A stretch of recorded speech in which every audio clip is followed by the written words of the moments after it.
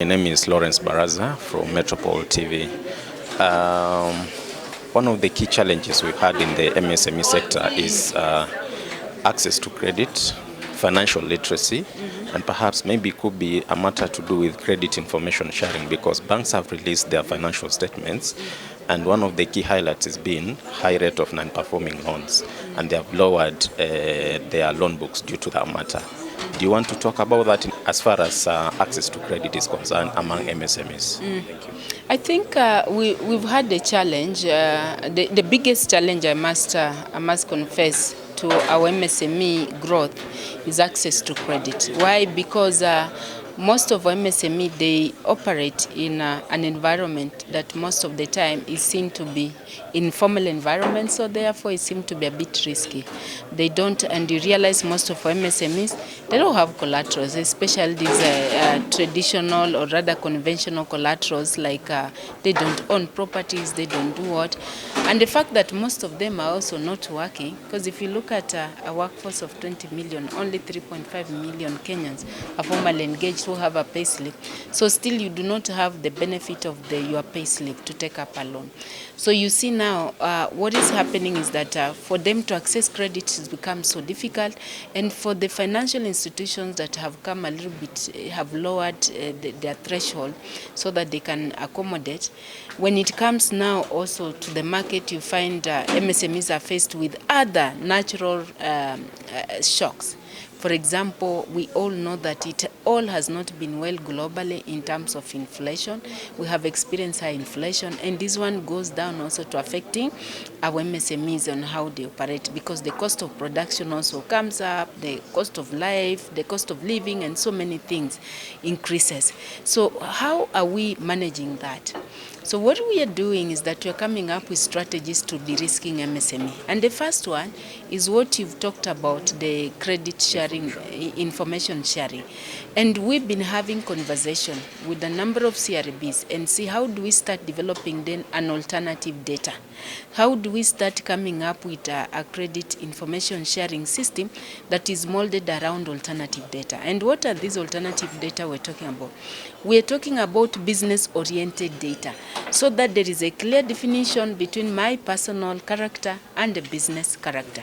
If you are going to share, to build up an information system around the business character, you will acknowledge what is happening in the ecosystem. When the shocks come, befell on us, you will acknowledge that. When we are having, for example, the way we are experiencing the disruption in the global supply, you'll put that into consideration. And then you will be then working with this business, taking that in consideration from a positive perspective as opposed to a negative perspective, where you think now this one has defaulted on paying this loan and therefore there is no future. You will know there is a future, but then you can now reorganize the loan to accommodate that.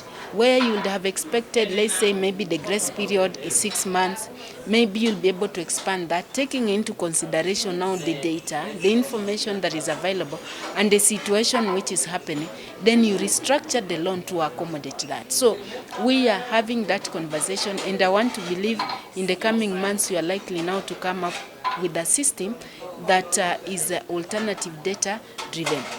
Because you see, when it comes to credit access, there has always been what the banks look at is ability to pay, or you see, or the probability of paying, the ability and the probability. And in simple terms, you can say those who can't pay or won't pay. You see, the willingness to pay and ability to pay. So sometimes we have an assumption. We tend, you see, when you focus only on negative credit sharing, then it brings up an assumption that there is no willingness to pay. And sometimes it's not work of the will to pay. Sometimes it's lack of the ability to pay, because now those are two different things. And for us to bring that one now to the forefront of making decision around credit access, then we must develop the metrics to support that on alternative data that brings up at any given time demonstrates the ability to pay. If we are lacking ability because of a natural cause, I mean, that should be understandable, and doesn't mean that now we condemn that MSME to death. What we do is that now we re-engage and rehabilitate and start supporting these MSMEs to pick up. And I think that's now what we are working on as a government. I'm glad you mentioned you were working with CRBs, because I happen to work with Metropole CRB. Yes. And thanks to the government, perhaps one of the key achievements you come up with so far is the Hustler Fund. Yes. Which MSMEs are not limited to. But as far as access to credit is concerned, there is financial literacy. Exactly. Most of these will go for Hustler Fund for personal initiatives.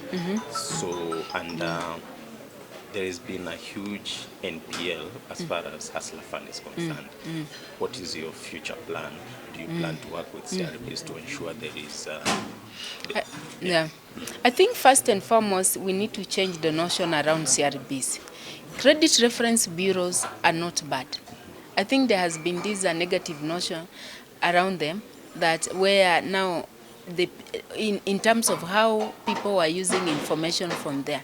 You know, if you choose only to use the negative information and now imply only negative sanctioning, then we made a credit bureau look like an animal, look like a police. You know, you remember Kitambo when people used to fear police, you know, like the moment you see, for example, around that time you see a policeman, people think that they are coming for you. You have committed a crime. No. So credit guarantee scheme, sorry, not credit, but credit bureaus, they will help you to grow your credit worth by sharing mostly positive credit info about you, which is very important. Because even if you have the means, let's say you own properties, you have everything, I do not think that you can all the time have access or have the opportunities to engage, you know, to have access to your properties at any given time and engage them for the purposes of credit access. Why am I saying this? You may be having one parcel of land. Maybe today you have engaged it to one financial institution. The following day, a business idea comes up and you need credit and you're still servicing that loan. If you've been servicing the loan religiously, that particular institution should share your positive credit to another institution that now you are approaching to access a facility so that you can be able to take advantage of this opportunity, because opportunity also doesn't wait.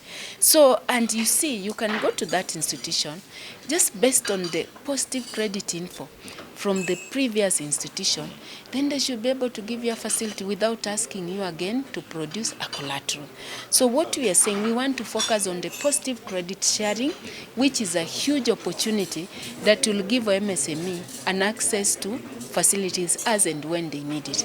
Because as a business person, you cannot say that you just need a one-off credit. You'll keep on meeting opportunities. You want to venture in, you don't have credit, and you may not have all the time, you may not have collaterals to support that.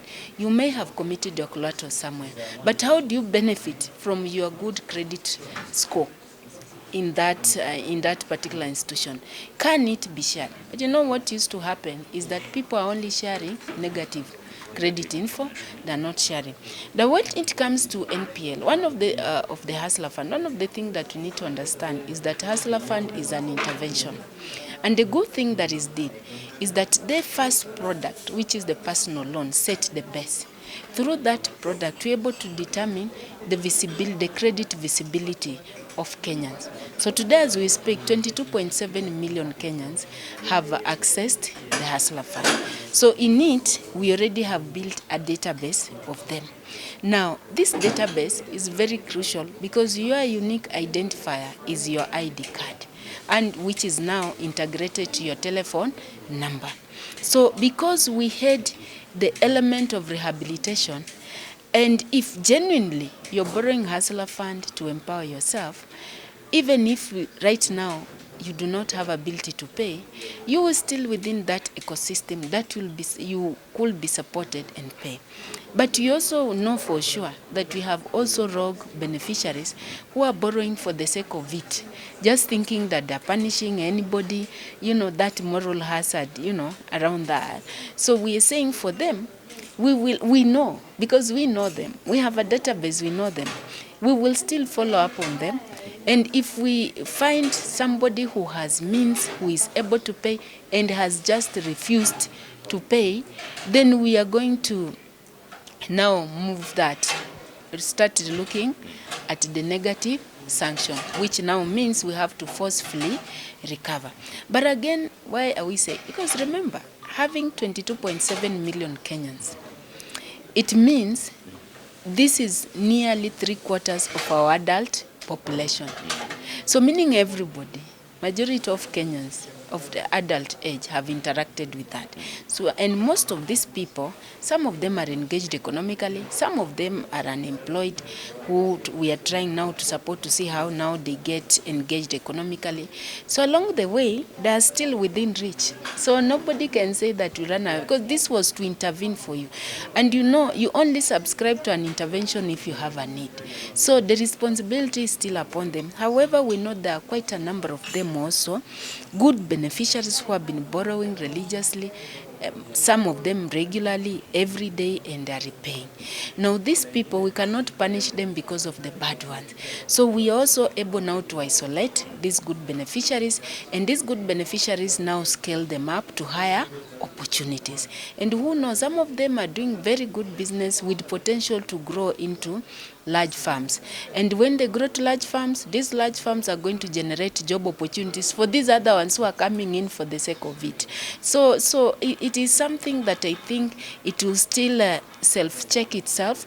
But again, we now going to sit down with all stakeholders, including the credit referencing bureaus, and to see which kind of metrics do we need. How do we want to score these people? As we introduce graduating products of higher loan limits to the good beneficiary, these ones who have fallen along the way, because we know where they are, we can be able to put our eyes to them. We're still going to reach out to them and see how we continue rehabilitating them. Thank you so much.